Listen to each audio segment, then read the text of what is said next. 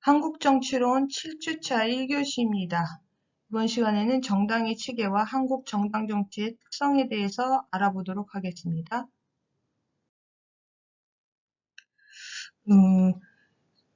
정당 체계라는 것은 보통 보면은 이제 뭐 여러 가지가 있죠. 단원제이냐, 양원제이냐, 혹은 양당제이냐, 아니면 다수당제를 채택하고 있느냐, 그런 모습들을 갖추고 있는 게 정당 체계라고 할 수 있는데, 여기에서는 우리나라 정당 체계를 그 양당 구조로 볼 것인지 아니면 다수당제로의 변화, 이러한 모습들을 통해서 우리나라 정치에 참여하고 있는, 의회에서 참여하고 있는 정당의 수, 그리고 그 정당의 숫자와 그 다음에 의회에 진출한 정당의 수, 이것들을 중심으로 살펴보면서 그것을 통해서 우리나라 정당이 얼마나 정당 체계가 안정적인 구조를 갖추고 있는지 아니면은 굉장히 변화가 심한 유동적인 구조를 갖추고 있는지 살펴보도록 하겠습니다.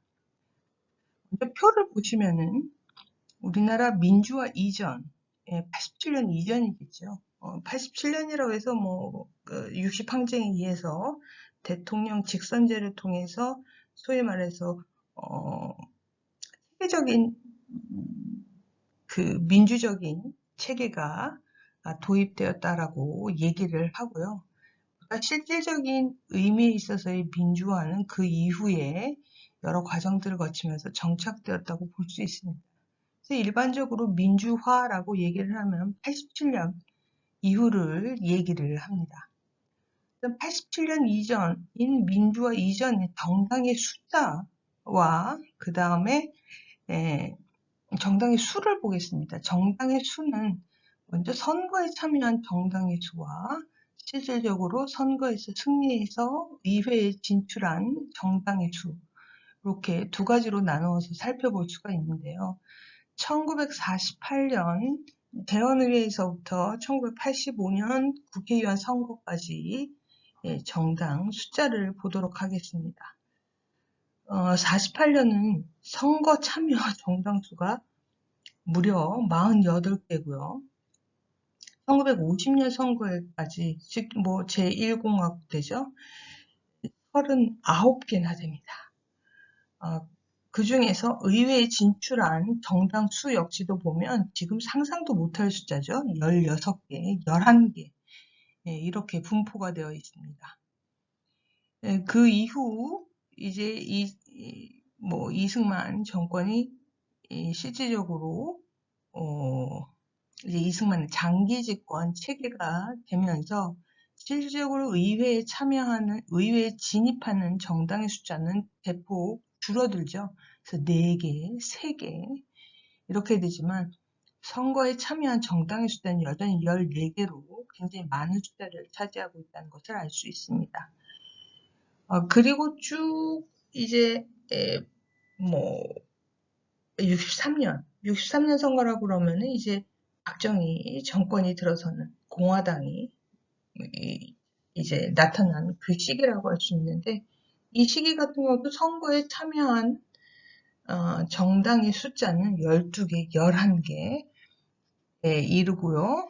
그리고 의회에 진입한 정당 수도 5개, 3개 정도가 됩니다. 3개 정도라고 하면 비교적 이때부터 의회에 진입하는 정당의 숫자는 한정되게 되죠. 3개, 4개 이런 식으로 되는데 71년, 72년 이 시기는 이제 72년부터는 이제 유신 체제라고 할 수가 이제 박정희 정부가 이제 장기 집권하는 시기가 된다고 할 수가 있겠는데, 이때는 확연히 박정희 씨가 정치적 권력을 완전히 장악한 이후부터는 국회 역시도 대통령에게 종속되어 있는 상태였죠. 그래서 이때 보면은 복잡한 국회를 굉장히 싫어했기 때문에 선거에 참여하는 정당의 숫자도 확연히 줄어들고요. 그리고 의회에 진입한 정당 수도 3개로 굉장히 한정적인 모습을 가지고 있다는 것을 알 수가 있습니다. 이후 신군부에 의한 이제 전두환 씨죠. 이 정부가 들어서게 되면서부터는 다시 선거 참여를 하는 정당의 숫자는 증가하게 됩니다. 그래서 이러한 민주화 이전의 정당의 숫자로 우리가 파악할 수 있는 점은 일단 제1공화국 초기에는 사실상 우리가 정당 체계가 제대로 자리 잡지 못했다는 것을 알 수 있죠. 사실상 선거에 참여한 정당 수가 48개, 39개. 제가 말씀드렸듯이, 정말 2명, 3명만 모여도 정당을 만들었다라는 얘기가 돌 정도로, 친분 관계에 의해서 이제 우리 정치 한번 해볼까 하는 사람들, 그러한 사람들에 의해서 조직된 정당의 수. 우리가 지금 생각하고 있는 이런 조직적인 체계를 가지고 있는 정당의 모습을 가지고 있었다고 볼 수가 없겠죠.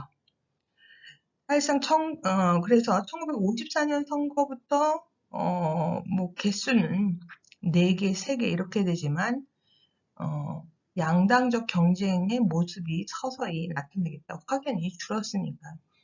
그래서 양당적 경쟁의 모습이라고 할지라도 지금처럼 진보와 보수 이러한 모습들이 아니라 보수당이에요. 전부 다. 거의 다 보수당이기 때문에 더군다나 1958년에 유일하게 남아있던 이제 개혁적인 정당, 진보적인 정당이라고 있는 진보당 같은 경우는 당수였던 조봉암 씨가 사형을 당하죠. 조봉암 씨가 사형을 당하고 진보당 자체가 해체됨으로써 완전하게 보수 양당제, 보수당만 존재하는 거죠. 의회 내에. 국회 내 보수당이 보수당들에 의해서 장악되는 그러한 모습이 나타나게 됩니다. 1960년 제2공화국, 이승만이 몰락한 이후에 제2공화국은 이제 의원 내각제를 채택을 했죠. 그래서 사실상 민주당이 민의원, 이때는 민주당 같은 경우는 양원제를 채택을 했어요. 우리나라도 원래 재헌회에서도 양원제를 채택을 했습니다. 상원과 하원으로 구성된 양원제를 얘기를 했지만 사실상 양원제를 구성할 만한 여력이 못 돼서 민의원에 의한 단원제가 실시되고 있었죠. 근데 민주당 이승만 정부가 몰락하면서 1960년대에 양원제를 이제 실질적으로 실시를 하게 됩니다. 그래서 민의원 233석 중 171석을 민주당이 차지하면서 사실상 이건 과반수 정도가 아니라 완전 국회를 장악했다고 볼 수가 있겠습니다. 그래서 본의 아니게 일당 우위제의 정당 체계가 되었음을 우리가 결과적으로는 알 수 있고, 즉 정당은 6개나 되지만 무소속이 53석이고 여타의 잘 자란 정당들이 나머지였다는 것이죠. 233석 중에 171석을 민주당이 장악한 일당 우위제의 정당 체계였다.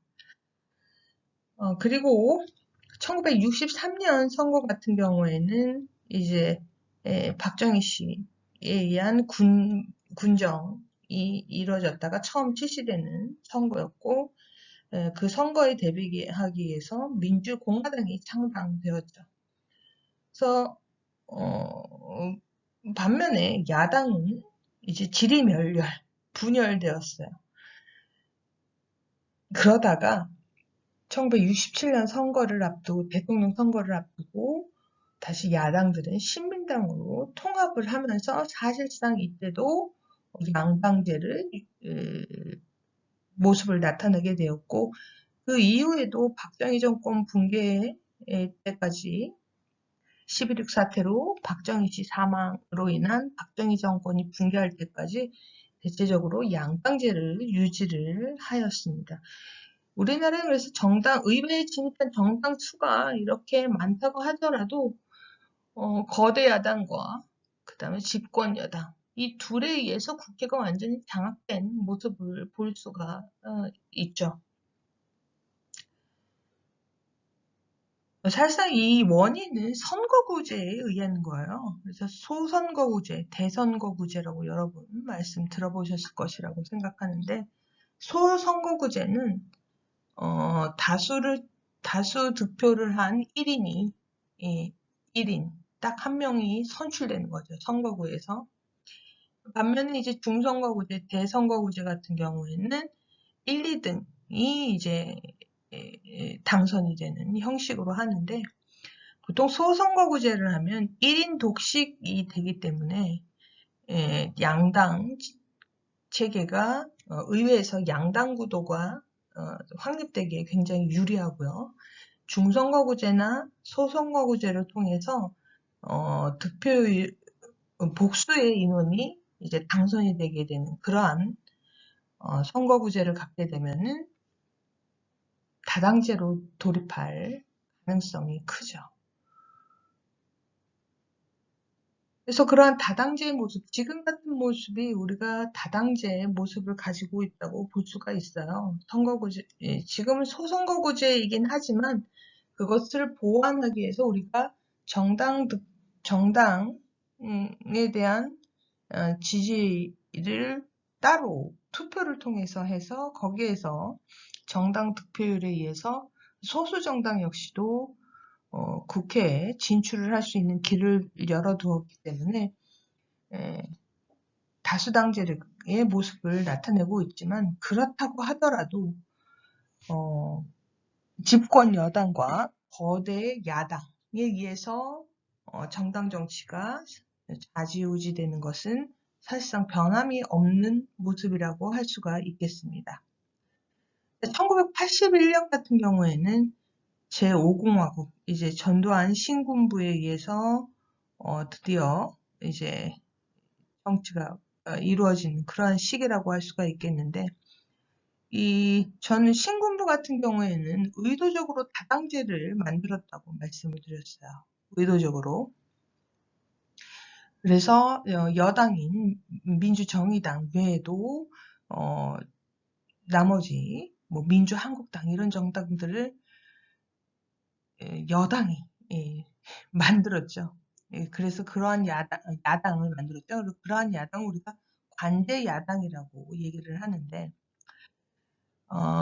사실상 1985년 선거에서 신한민주당, 이제 정치적으로 기존 정치인들에 대한 규제를 완화함으로써 야당 정치가 부활을 하게 되죠. 그래서 그러한 야당 정치의 부활 속에서 신한민주당이 나타났고, 이 신한민주당이 선거에서 돌풍을 일으키게 됩니다. 그래서 관제 야당을 누르고 이 신한민주당이 거의 독보적인 야당의 모습을 갖추면서 관제 야당이 붕괴를 합니다. 그 이후 사실상 민정당과 이 신한민주당의 양당제로 복귀를 한 모습을 우리가 민주화 이전에는 알 수가 있습니다. 그래서 실질적으로 우리나라는 정당의 숫자는 굉장히 많아요. 근데 이러한 정당들이 왜 이렇게 숫자가 많은가, 왜 이렇게 숫자가 많은지를 우리가 좀 알 필요가 있죠. 사실상 그것은 정당 정치 체계 자체가 우리는 제대로 잡히지 못하기 때문에요. 이러한 정당은 기본적으로 지속성이 있어야 돼요. 활동이 지속성이 있어야 되는데, 선거에 참여한 이렇게 무수한 정당들이 선거 때 급조된 정당들이 많다는 거예요. 그런 급조된 정당은 특정 인물을 중심으로 해서 그들의 지지자가 모여서 특정 정당, 이제 그때 선거 시기에 정당을 만들었다가 선거가 끝나고 나면 이제 흐지부지 사라지는 것이죠. 이런 모습을 지금도 계속 사실상은 뿌리 깊게 자리 잡고 있습니다.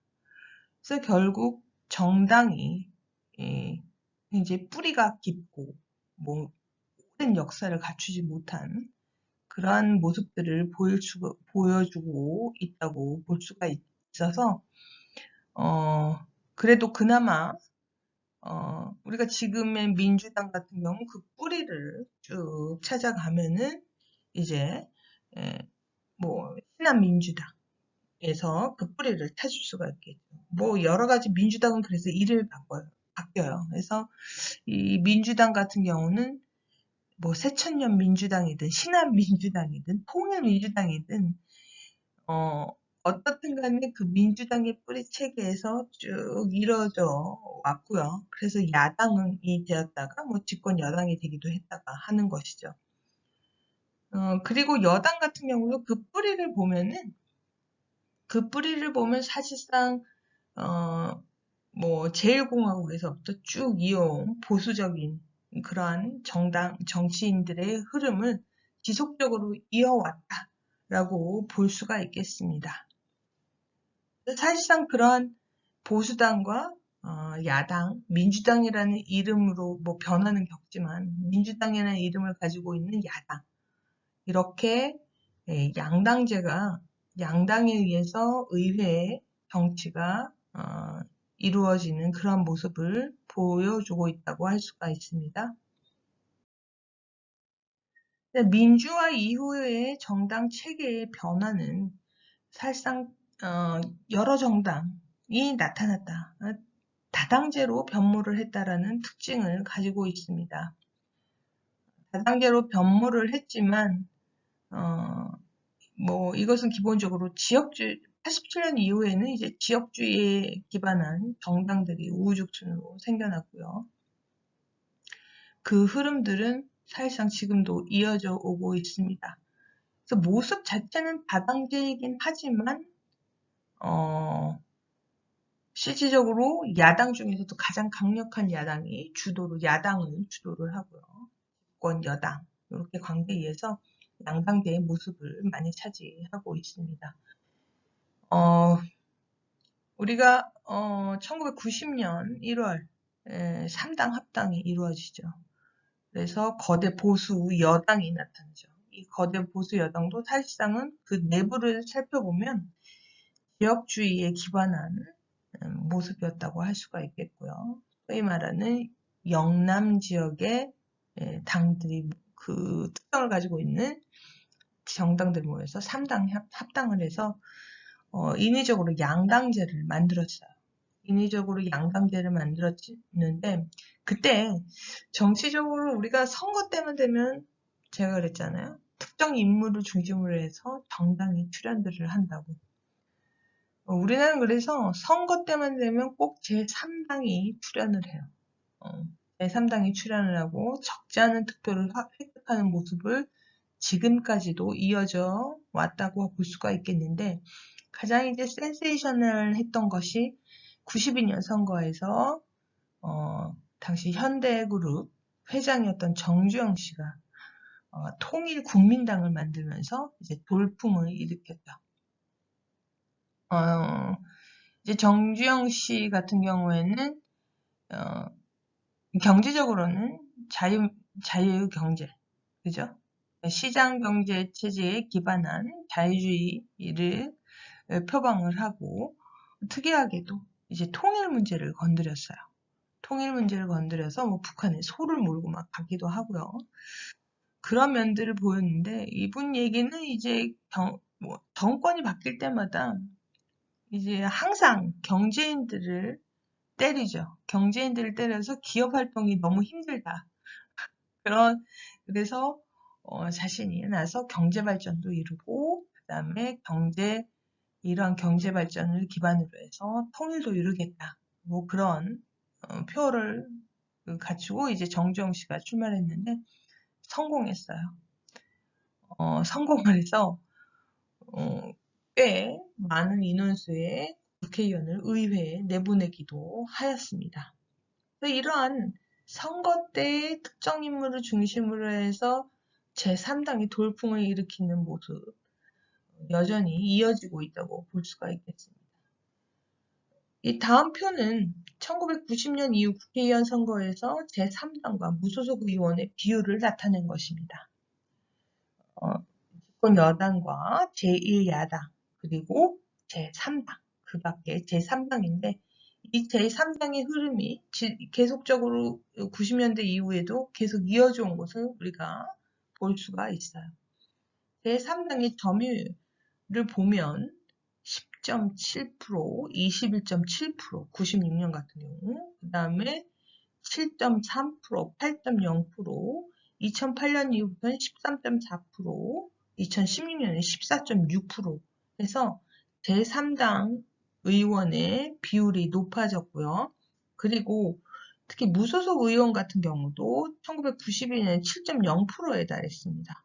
2016년 같은 경우는 3.7% 정도로 무소속 의석률은 사실상 떨어졌지만 우리가 제3당의 점유율은 일정 정도의 수준을 지속적으로 유지하고 있다는 것을 우리가 볼 수가 있습니다. 사실상 국회 내에서 이들의 비중이 그다지 높은 것은 아니죠. 그다지 높은 것은 아닌데 사실상 이들의 비율이 증가했느냐 줄었느냐 이것이 중요한 것이 아니라 제3당의 출연이라는 것 이것이 결국 선거 때마다 이루어졌고요. 그리고 정치적으로도 보면 선거가 끝나고 난 이후에 일정 정도 득표를 해서 의회에 진출을 했다 하더라도 특히 대통령 선거가 끝나고 나면 제3당은 다시 뽀개져요.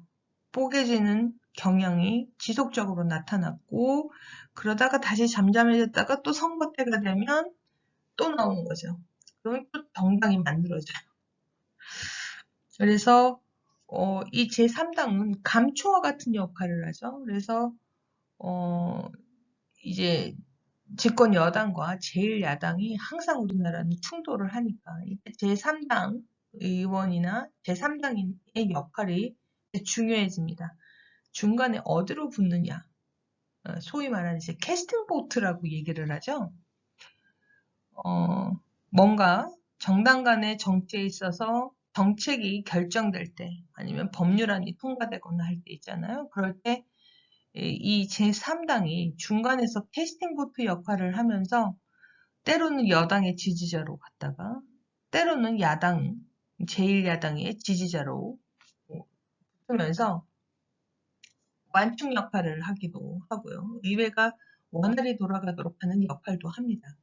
이러한 제3당이 지속적으로 그러면은 생존력을 가지고 유지가 된다고 하면은 큰 의미를 찾을 수가 있겠지만 사실상 선거가 끝나고 나면 그 선거 결과에 의해서 뽀개지는 경우가 많았다라는 점에서 많았다라고 들 수가 있겠습니다.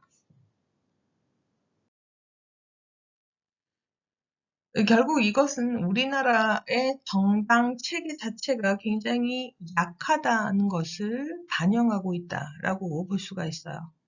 정당 체계를 어떻게 제도화하는가라는 것이 역시 문제점으로 지적될 수가 있겠죠. 이 제3당, 정말 적지 않은 수의 제3당이 출연했지만 같은 정당이 하나의 선거를 넘어서 계속해서 정치적으로 생존해 있는 경우는 그리 많지 않다라는 점이 문제점으로 지적될 수가 있습니다. 이것은 우리나라 정당 체계 자체가 사회구조적인 변화나 그런 사회적인 변화가 철저하게 반영돼서 새로운 정당이 출현하거나 하는 것. 예를 들어서 유럽 같은 경우나 특히 유럽 같은 경우는 녹색당이 있잖아요. 녹색당. 녹색당 같은 경우는 이제 환경 문제를 내걸고 정당으로서의 조직화를 이루고 의회에 진출을 했죠. 처음엔 소수였어요. 물론 처음에는 소수였지만 이 유럽의 녹색당 같은 경우는 지속적으로 그 정당을 체계가 유지가 되면서 정당 체계가 유지되면서 때로는 집권 여당과 함께 연합정부를 구성하기도 하고요.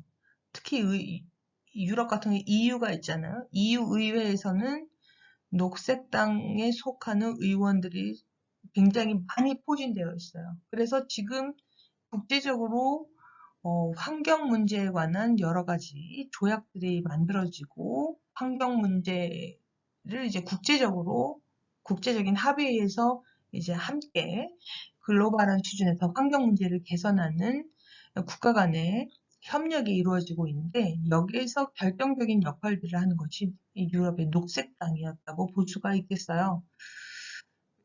녹색당 같은 경우는 제3당으로 출연을 해서 그 생명력이 지속적으로 이어져 오고 있는 것이죠. 그리고 실질적으로 정책 결정에 참여를 하기도 하고요.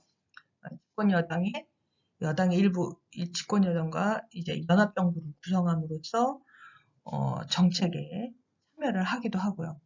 안정적인 정당 체계를 유지하고 있는 반면에 우리나라 같은 경우는 그러한 사회 구조적인 변화나 국민들의 필요에 의해서 자발적으로 조직화된 그런 정당이 아니라 누군가 선거 때만 되면은 인기를 끄는 새로운 정치 엘리트가 출연을 해요.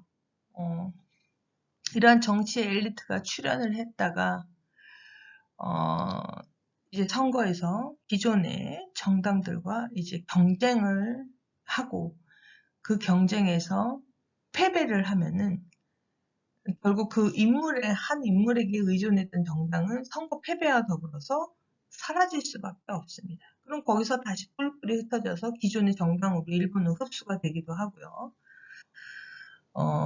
흡수되지 않은 사람들은 이제 선거가 끝나고 일정 기간 동안은 잠잠해 있다가 다시 선거 기간이 되면은 또 모이는 거예요. 그래서 이렇게 불안정한 모습을 보이는 것은 결국 인물에 의존한 정당의 구성에 의한 것이 바로 문제점이라고 지적될 수가 있겠습니다. 그리고 또한 이러한 정당 체계가 약하다는 문제점은 사실상 대통령제가 가지고 있는 특성과 관련이 있다고 볼 수가 있습니다. 그리고 내각제는 정당이 지배를 하는 거죠. 정당이 지배하는 집단적인 통치 방식인 반면에 대통령제 같은 경우는 대통령 개인이 지배하는 체계입니다. 따라서 모든 결정 권한이 대통령 한 사람에게 집중되어 있는 것이죠. 그래서 정권 초기에는 이제 정부와 정당이 함께 협력을 해서 이제 막 각종 정책들을 강력하게 추진을 할 수 있어요. 그런데 이 임기 말이 되게 되면은 이제 힘이 약화되죠. 보통 대통령이 끝나게 되면 우린 단임제잖아요. 더군다나 임기 5년의 단임제니까 이제 대통령의 임기 말이 되면 그 사람이 아니라 기존의 대통령이 아니라 새로운 다음에 대통령 후보가 될 만한 사람들에게 의원들이 달라붙는 거예요. 그래서 자신들이 지지하는 사람을 새로운 대통령으로 만들기 위해서 때로는 현직의 대통령을 이제 자꾸 흔드는 거죠. 자꾸 흔들 수 있는 가능성이 생기는데 우리가 그것을 흔히 레임덕 현상이라고 얘기를 합니다. 그래서 이러한 레임덕은 단순히 통치 능력에 있어서의 어떤 불안정성만을 얘기를 하는 것들이 아니라 실질적으로 그 대통령의 정치적 기반이 되는 집권 여당 내에서 현직 대통령의 입김이 약화되면서 나타나는 현상이라고 볼 수가 있어요.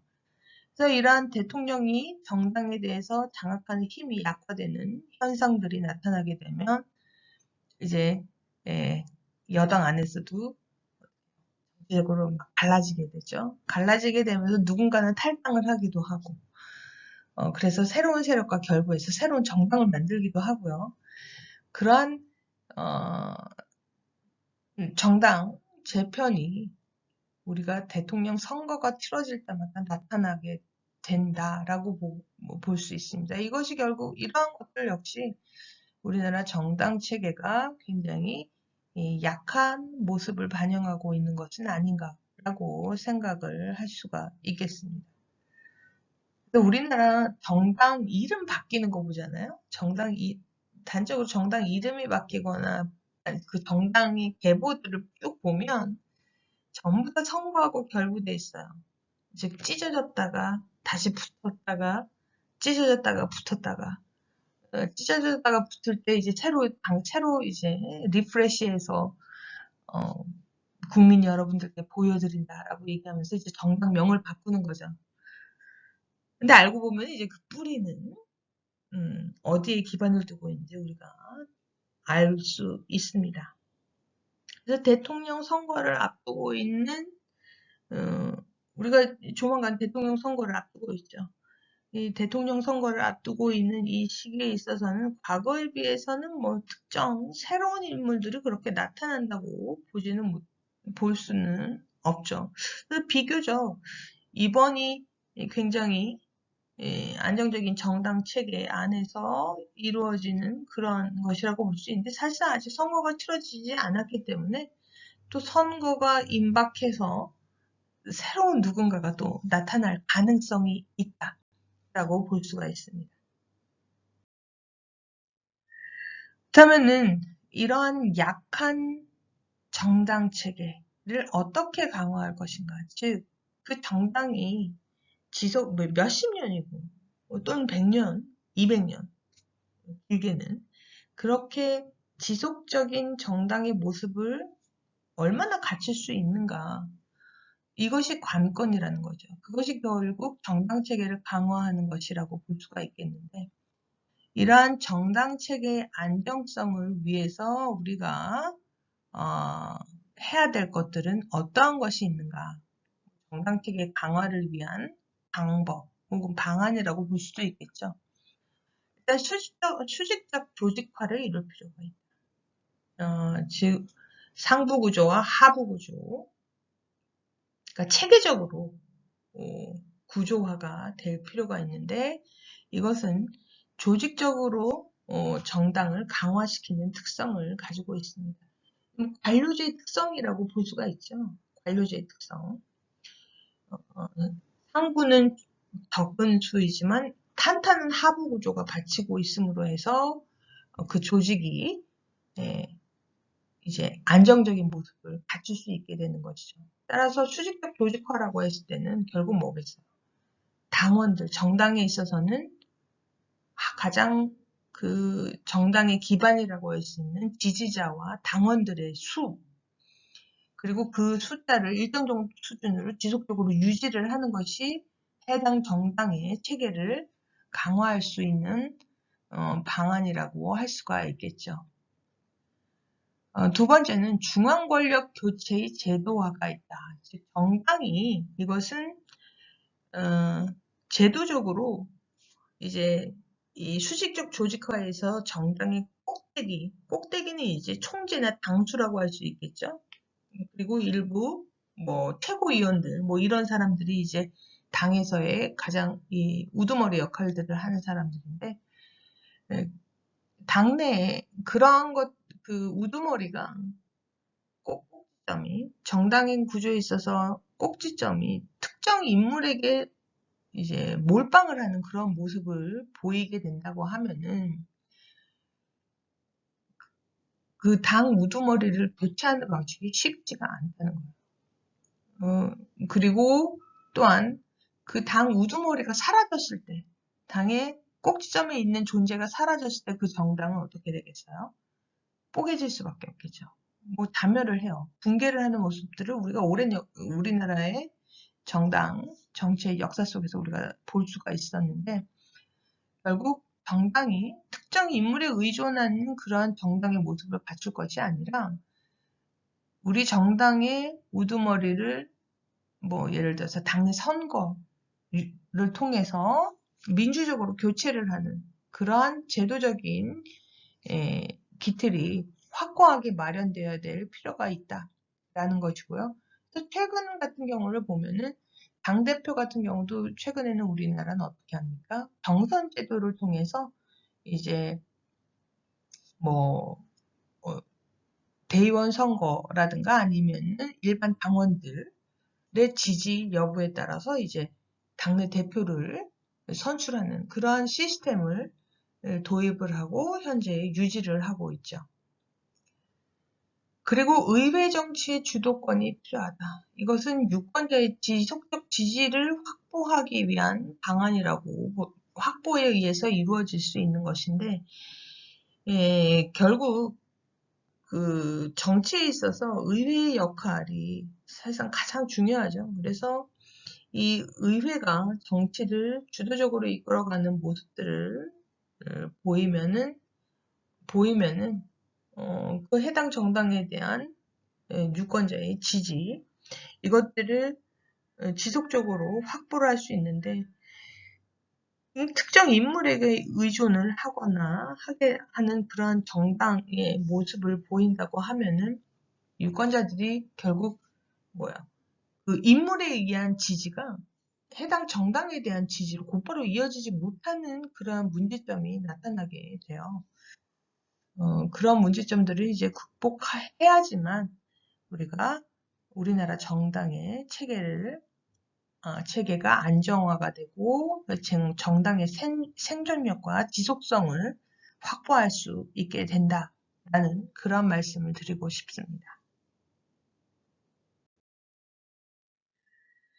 그래서 정당 체계에 대해서 살펴보았고 우리나라 한국의 정당 정치의 특성에 대해서 이제는 좀 알아보도록 하겠습니다. 우리가 일반적으로 정당은 어떠한 분야에서 활동을 하는가? 정당의 활동 영역을 보면 먼저 유권자 속에서 정당 활동이 있겠고 두 번째는 의회에서의 정당 활동이 있고 세 번째는 정부 수준에서의 정당 활동이 있습니다. 그래서 이 세 가지 측면에서 한국 정당 정치의 특성을 한번 유추를 해보도록 하겠는데 먼저 유권자 속의 정당 활동이라고 하는 것은 결국 일반 유권자와 정당의 관계 혹은 당원들과 정당의 관계 이 두 가지 측면에서 우리가 살펴볼 수 있겠고요. 그리고 의회 수준에서의 정당 활동은 정당이 이제 국회 내에서 어떠한 활동을 하는가와 관련이 있다고 볼 수가 있겠습니다. 세 번째, 정부 수준에서의 정당 활동은 집권당이 우리가 한국 정치에서 어떠한 역할들을 하는가, 집권당이 정부와 어떠한 관계를 맺고 있는가, 그런 것으로서 우리가 파악을 할 수가 있겠습니다. 그래서 이 세 가지 측면에서 한국 정당 정치의 특성을 살펴보는 시간을 갖도록 하죠. 먼저 유권자 속에서의 정당이라는 측면에서 우리나라 한국 정당 정치의 특성을 보자면 첫 번째, 후보자 공천에서 우리나라 한국 정당 정치의 특성을 볼 수가 있겠습니다. 우리나라는 아직도 당내 민주화 이런 얘기가 아직도 회자되고 있어요. 뭔가 당의 일부 엘리트층에 의해서 당의 방향성, 당 운영의 방향성이라든가 혹은 공직자 후보 선출에 있어서 일부 몇몇에 의해서 이제 후보자가 선출된다거나 하는 그러한 점들에 대해서 이제 일반 당원들, 지지자들이 전혀 개입하지 못하는 그러한 모습들을 우리가 오랜 기간 동안 가져왔죠. 그래서 오랜 기간 동안 정당은 일반 당원이나 지지자들을 선거 때마다 동원하는 수단으로 파악을 해왔어요. 결국 일반 당원들, 지지자들의 정당 내부의 정치에 대해서 개입을 하거나 참여하는 수준이 굉장히 낮았다라고 볼 수가 있겠는데 이것은 결국 우리나라 정당이 이념에 의해서 그 해당 이념을 공유하는 지지자들의 자발적인 참여에 의해서 정당이 구성이 되고 정당이 운영되는 것이 아니라 특정 인물을 중심으로 해서 정당이 만들어지기 때문이라고 볼 수가 있어요. 그래서 과거에는 이제 총재님의 의향이 굉장히 중요했죠. 공직자 후보 선출. 예를 들어서 국회의원 후보자들을 정당에서 이제 공천을 하는 거, 혹은 대통령 선거 후보자를 선출하는 과정에서 특정 이제 당수님의 의향이 중요했고, 당내 특정 엘리트들이 이제 당의 의사결정을 전부 다 해버리는 그러한 모습들이 이루어져 왔어요. 그래서 이러한 이 결과 어떠한 모습들이 나타나게 되면 장기적으로 봤을 때는 결국 당원들이나 일반 그 정당에 대한 지지자들이 해당 정당의 운영에 이제 제대로 참여를 하지 못함으로 인해서 당에 대한 불만이 많고, 당에 대한 불만은 결국 한국 의회 정치에 대한 불만으로 확대가 되죠. 그 한국 의회 정치에 대한 불만은 결과적으로 어떠한 모습들이 나타나느냐. 정당 정치에 대한 국민들의 무관심이 나타나고 정치적 무관심이 나타날 수밖에 없는 거예요. 그래서 당의 정당 활동에 대해서 별로 기대를 안 한다는 거죠. 이 국민들이. 결국 어떤 결과가 나타났냐면은 해당 정당에 대한 지지자와 당원들이 줄어드는 그러한 모습을 나타낼 수밖에 없고요. 이러한 지지자나 일반 유권자나 혹은 일반 당원들, 해당 정당의 당원들이 그러한 적극적인 활동을 하지 않고 지지를 철회하는 그런 현상들이 나타나게 되면 해당 정당의 존립의 정당성이 사라지는 거예요. 그러니까 우리나라 정치인들이 반드시 알아야 될 것은 자신들의 정당에 대한 지지자나 당원들이 없이는 정당이 생존하지 못한다는 것을 우리나라 정치인들은 뼈저리게 알아야 돼요. 그래서 그러한 반성을 일단 하면서 이제 당내 이 절차적 민주화를 이제 강화하겠다라는 그런 얘기들을 많이 하고, 후보자 공천에 있어서는 일반 당원과 그 다음에 일반 유권자까지 참여시키는 그러한 모습들을 이제 지금은 보여주고 있죠. 우리나라에서 정당을 통한 공직 후보 선출, 즉 국회의원 후보자나 대통령 선거 후보자 선출은 역사를 살펴봤을 때 정당을 통한 공직 후보 선출을 처음으로 도입한 것은 1954년 3대 국회의원 선거를 앞두고 자유당이 처음으로 도입을 했다고 합니다. 그런데 이것도 순수한 건 아니었어요. 이승만 씨가 자유당에서 이제 정당을 통한 공직 후보 선출을 도입한 것은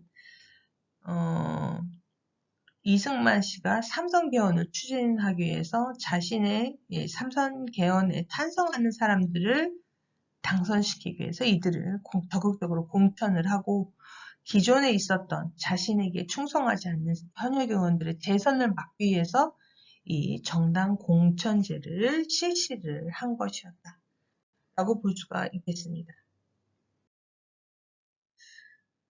우리나라 정당의 공직 후보 선출 전체는 굉장히 폐쇄적이고 비민주적이다라는 비판을 많이 들었는데, 그 이유는 정당의 창당과 운영이 특정 정치 지도자의 영향력이 굉장히 강했고 당원들의 자발적인 참여에 의한 것이 아니었다는 점이고요. 따라서 당원들은 정당 활동에 적극적으로 참여를 하는 것이 아니라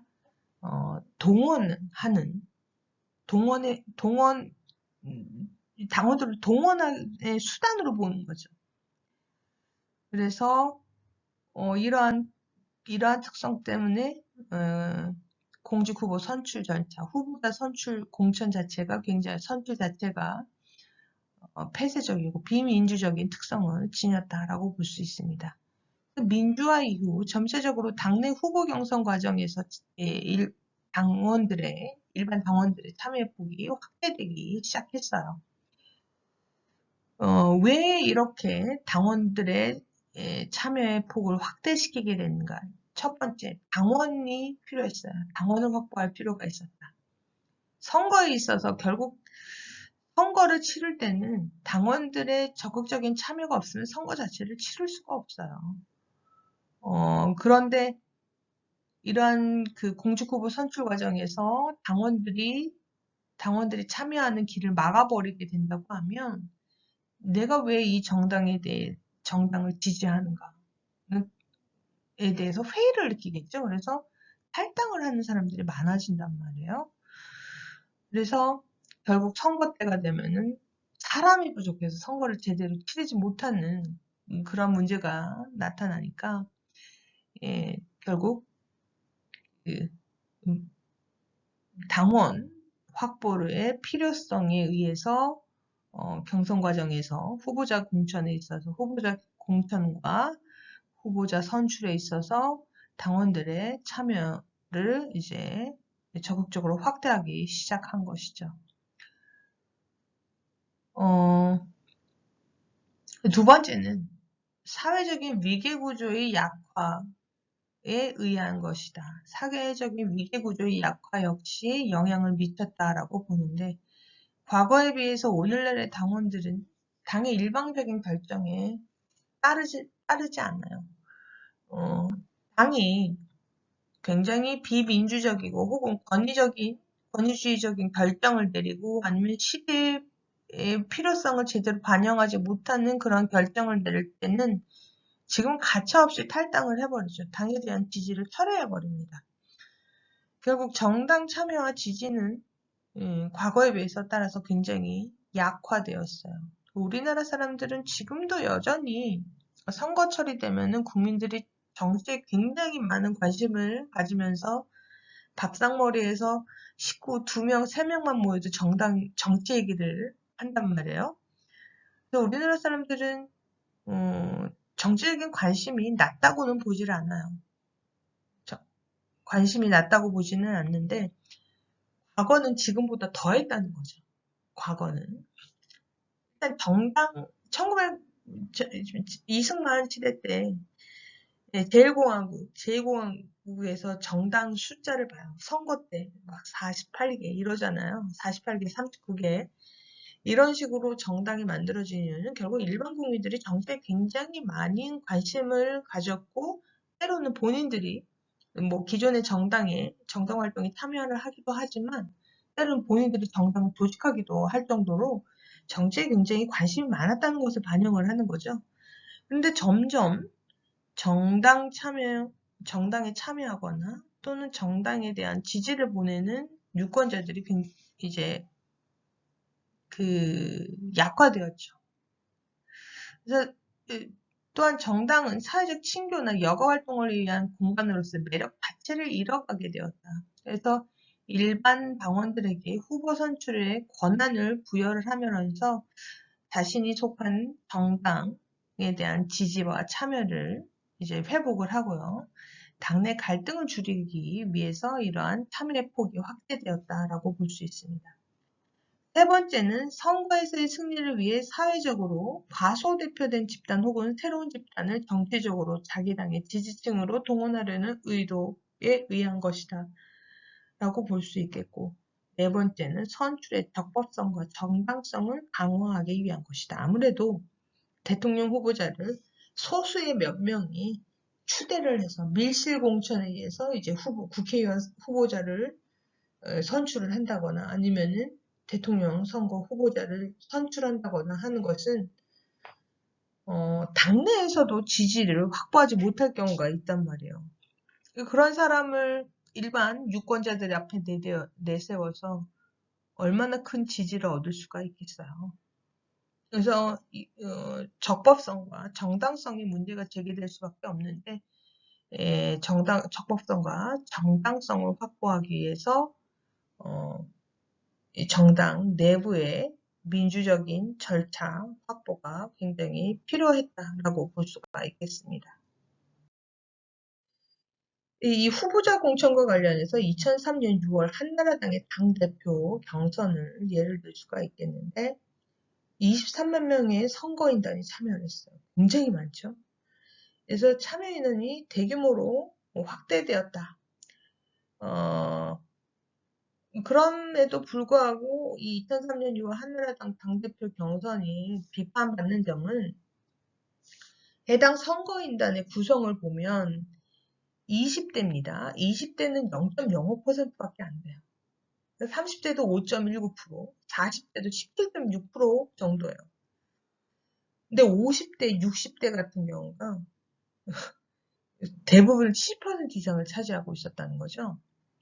그렇기 때문에 결국 기존의 기존의 당 조직과 엘리트들에 의해서 이러한 당원들이 선거인단이 동원된 모습을 갖췄기 때문에 사실상 이러한 절차적인 측면에서 선거인단을 구성해서 당대표를 뽑는 그러한 절차를 만들었지만 여전히 비판받는 점이라고 할 수가 있어요. 가장 우리나라에 있어서 이러한 그 후보자 공천에서 획기적이었던 것은 새천년민주당의 국민참여 경선제라고 할 수 있어요. 당시 노무현 씨가 돌풍을 일으켰죠. 총 7만 명의 선거인단을 구성했고 20%는 당의 대의원이 배정하고 30%는 일반 당원들을 배정했습니다. 나머지 50%를 일반 국민 가운데서 공모를 통해서 참여하도록 했죠. 일반 국민까지 이제 끌어들인 거예요. 그래서 이 정당의 공직 후보 선출 과정에서 당원이나 대의원뿐만이 아니라 일반 유권자들의 참여에 크게 의존하는 모습을 보이게 되었는데 역설적이게도 정당의 결속은 약화시키는 모습을 났습니다. 노사모 같은 경우도 노무현 후보 개인의 지지자들이었고요. 이들이 새천년 민주당이라는 당 조직의 확대나 강화로 이어졌는가라고 했을 때는 의문을 표시할 수밖에 없었다는 것입니다. 그래서 일반 유권자가 참여가 허용되니까 여기서 뭐가 되느냐. 그 방식은 여론조사 방식을 채택을 했다는 거죠. 그래서 개방적 공직당 후보 선출에 이 여론조사가 적극적으로 도입이 됐는데 문제는 지나친 여론조사 결과가 왜곡되는 여론조사에 의존함으로써 당내 정치가 왜곡되는 모습을 나타내고 있다는 점입니다. 이 여론조사는 2002년 노무현 정몽준 후보 단일화에서 첫 활용되었고요. 2007년 대통령 선거를 앞둔 대통합 민주신당에서는 9명의 후보를 대상으로 한 예비경선에서 여론조사를 통한 후보를 숫자를 줄인 컷오프제를 도입을 하게 됩니다. 한나라당 역시 여론조사를 도입해서 선거인단 비중을 80%, 여론조사 결과 20%를 반영해서 후보자를 선출을 했죠. 근데 여기서 문제점이 나타났어요. 무엇이냐? 당내 선거인단의 투표에서 이명박 후보보다는 박근혜 후보가 이겼단 말이에요. 그런데 여론조사에서 이명박 씨가 이기면서 결과적으로는 이명박 씨가 대선 후보로 당선이 되는 결과가 나타났어요. 당의 의중과 당원들의 의중과 여론조사의 결과가 상반된 결과가 나타난 이러한 대표적인 케이스라고 볼 수가 있습니다. 근데 이 여론조사 자체는 이 사람들 당원 아니에요. 일반 유권자에게 전화를 걸어서 누구를 지지하십니까? 이렇게 물어보는 거죠. 당원들에 의해서 뽑힌다고 하면 그 당원들은 이제 해당 결과에 의해서 이제 나타나는 정치적 결과에 대해서 책임을 져야 돼요. 당원이니까 책임을 지는데 여론조사 참여자는 일반인들이기 때문에 이 사람들은 정치적 책임이 없어요. 그래서 정치적 책임을 가지고 있지 않은 사람들에 의해서 당내 정치가 좌지우지되는 그러한 결과가 나타난다고 볼 수가 있겠죠. 이것은 결국 정당 정치를 약화시키는 결과로 이어지게 됩니다. 그래서 결국 정당 정치를 오래 한 사람에 대해서는 국민들이 관심을 가지지 않고 새로운 인물들을 자꾸 찾게 되는 거죠. 이러한 새로운 정치인의 리더십에 대한 검증이 미비하기 때문에 이 사람들은 결과적으로 빨리 자기 지지층을 확보해야 되잖아요. 그래서 보통 정책들을 보면 포퓰리즘 정책을 많이 채택을 하는 그런 경향이 나타나고 있습니다. 그래서 다음은 우리가 잠시 짧은 영상을 보도록 하겠습니다.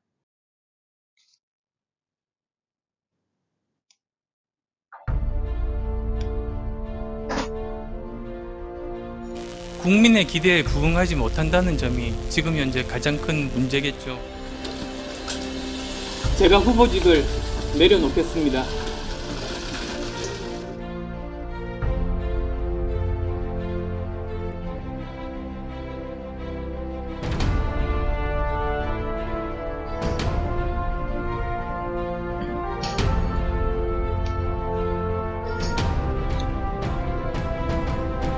이제 허허벌판에 혈혈단신 나섭니다.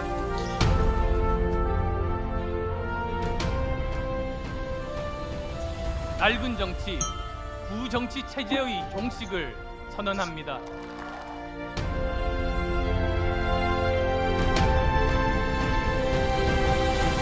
기필코 대선에서 승리하겠습니다. 힘을 모아 주시겠습니까, 여러분?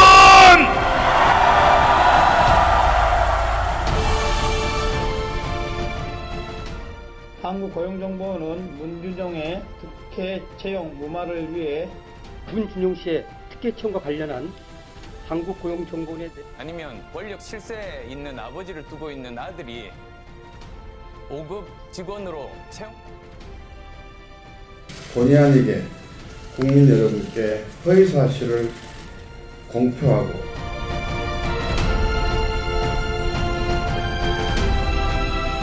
진상조사단에서는 박지원 전 대표와 이준서 간, 또 안 전 대표와 이준서 간의 관계가 사건을 공모할 만큼 친분이 높다고 자주 연락하거나 친분이 높다고 보기 어렵다는 판단을 내렸습니다.